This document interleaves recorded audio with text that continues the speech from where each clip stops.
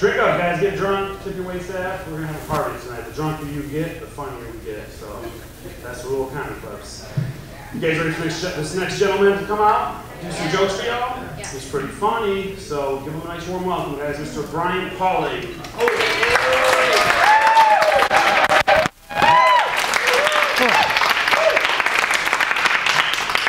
What's up, everybody? All right, I don't mean to disappoint you guys, but I'm not going to come out here tonight and just do a bunch of fat jokes, okay? That's what we refer to as low-hanging fruit, and I like to think that I'm better than that. Besides, do I look like I eat a lot of fruit? All right, I lied. I'll be doing some fat jokes, okay, but not just yet. I'm addicted to my phone. The thing is, though, that like when I go somewhere and I don't get any signal, I just get kind of pissed off at this point. I mean, there's a cell tower like every 35 feet, and I get one fucking bar. Is this the Flintstones? Would I be better off with like 2 tin cans and a string? When you guys don't get signal, do you ever do this move? You just take your phone out and you hold it up there like Simba from The Lion King? Like that's somehow gonna fix the problem? Oh, I'm not getting any signal. Lost the signal! Maybe it's over here. All right, you guys laugh, so that means some of you have done that shit.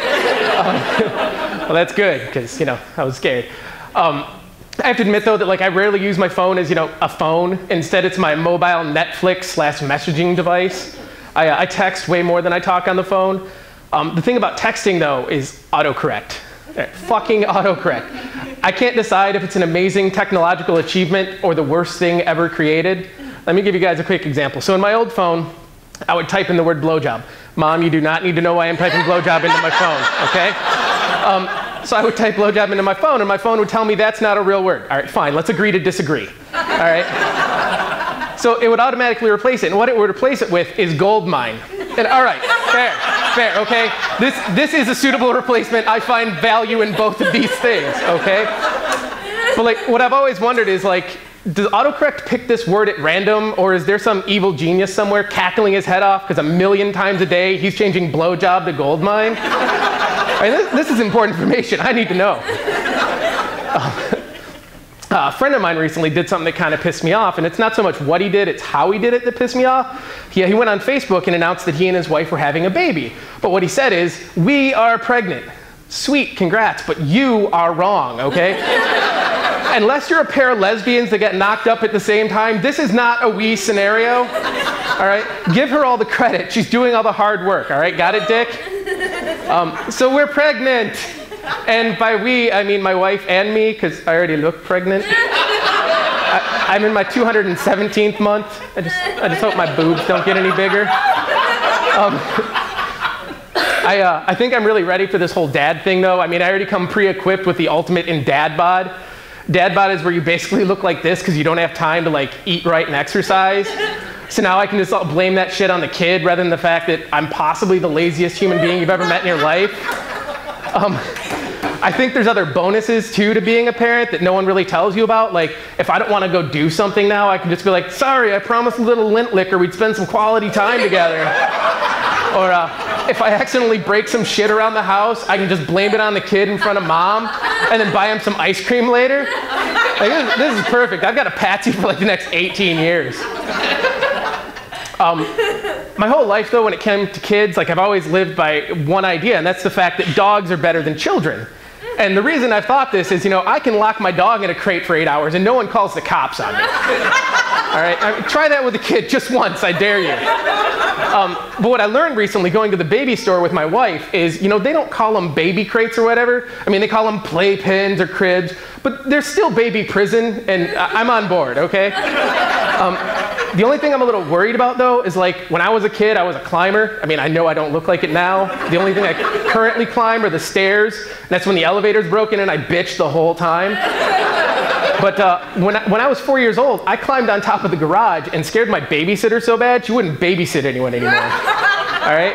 I mean, this kid's gonna have half my DNA. They're gonna be climbing everything. All right, so I'm gonna have to invest in like really tall baby crates. I'm sorry, playpens. Or buy a whole bunch of those giant square inflatable things the fire department uses for suicide jumpers and just put them like fucking everywhere. Another thing I've noticed here recently is when other parents find out you're having a kid, there's really two responses you get. The first one is something along the lines of, oh, it's the greatest thing you'll ever do in your life. You know what? Fuck you. How do you know that, okay? I could cure cancer, and I'm pretty sure that would actually be the greatest thing I ever did in my life, all right? But at the opposite end of the spectrum, there's the other parents that ask you things like, why did you ruin your perfect life? Well, because I only had to do the fun parts, and I don't have to squeeze a small watermelon out of my genitalia. All right, seriously, if I had to do that shit, I'd have had my tubes tied at 18. I give women all the respect in the world. There is literally nothing any of you could offer me to shit out a person of any size, okay? It's just not gonna happen.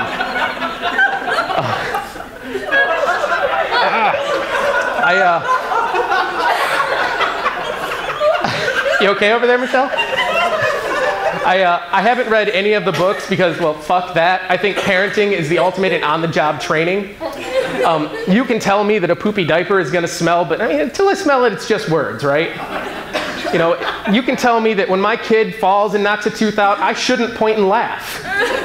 But we'll see. My wife did not want me to include that joke, by the way. She's got this, like, protective mama bear thing going. She was like, Brian, you should not do that.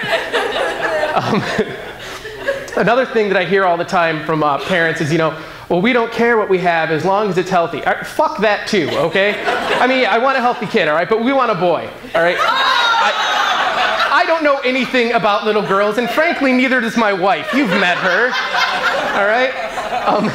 So it really only leaves us with two options. We're either gonna have a boy or a lesbian.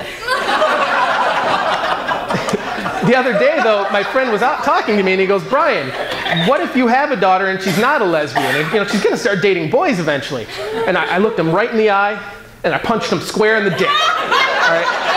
Which is really hard to do with these tiny little T-Rex arms, by the way.